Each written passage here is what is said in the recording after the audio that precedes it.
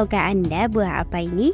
Mungkin sebagian besar dari Anda akan menjawab sebagai terong asam atau terong Dayak. Ini adalah buah lulo atau biasa pula disebut naranjila. Biasanya buah ini disebut pula sebagai nektarnya para dewa. Kira-kira kenapa ya? Mungkin karena rasanya yang super unik dan menyegarkan. Bayangkan saja, rasa buah ini seperti kombinasi antara kiwi, jeruk, dan nanas. Rasanya yang unik inilah yang membuat buah ini spesial. Dan konon katanya hampir mirip seperti minuman surgawi. Jadi, julukan ini menggambarkan betapa dihargainya dan istimewanya buah lulo karena rasanya yang beda dari yang lain. Lulo sendiri adalah nama umum untuk buah yang secara ilmiah disebut Solanum cuitonsi. Bentuknya mirip jeruk, tapi dengan kulit yang agak berbulu halus. Ada beberapa jenis lulo yang punya daun panjang hingga 2 kaki dengan warna ungu dan ada duri-durinya. Daging buah lulo ini berwarna hijau. Sayangnya, lulo ini rentan terhadap kerusakan, serangga, dan penyakit. Jadi, tidak bisa ditanam dalam jumlah yang besar. Itu sebabnya buah lulo ini cukup sulit ditemui. Lulo sendiri berasal dari Amerika Serikat, terutama Kolombia, Ekuador, dan Peru. Tapi kini juga tumbuh di negara lain seperti Panama dan Costa Rica. Buah lulo ini bisa dimakan mentah, tapi salah satu cara terbaik untuk menikmati rasanya adalah dengan menambahkan sedikit pemanis seperti gula, madu, ataupun laktosa. Ini bisa membantu mengurangi rasa asamnya lulo agar Anda bisa lebih menikmati rasa uniknya. Secara gizi, buah lulo ini kaya akan manfaat seperti vitamin dan mineral, vitamin C, A, B6, K, dan lain-lain. Ternyata nutrisinya bisa berbeda-beda tergantung dari tempat tumbuhnya. Untuk Anda yang senang bereksperimen, ternyata lulo juga sering dijadikan jus, smoothie, atau dijadikan hiasan di penutup hidangan. Selain itu, biasa juga dijadikan minuman tradisional. Buah lulo tumbuh di daerah tropis dengan iklim yang agak sejuk, tapi cocok pula untuk ditanam di dataran tinggi, sekitar 900 hingga 200 meter di atas permukaan laut.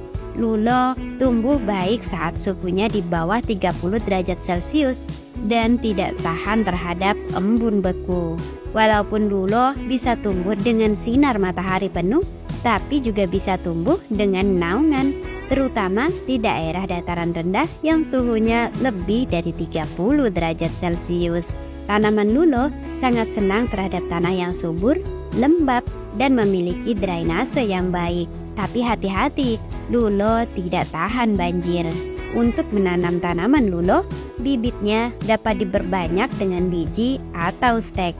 Meskipun biji lebih umum digunakan, bibit dapat dikumpulkan dari buah matang dan kemudian diolah.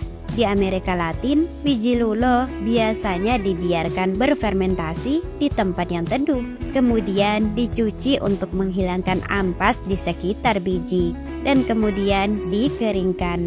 Pada saat penanaman, biji lulo dapat ditanam di tempat persemaian yang teduh, baik di bedengan atau dalam kantong plastik. Ketika bibit mencapai tinggi sekitar 10 hingga 15 cm, biasanya 2 hingga 3 bulan setelah semai.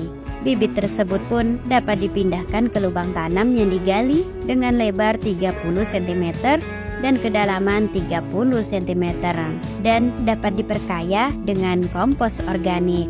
Lubang tanam ini harus digali dengan jarak sekitar 2 meter di antara baris tanaman untuk memberikan ruang yang cukup bagi lulo untuk tumbuh.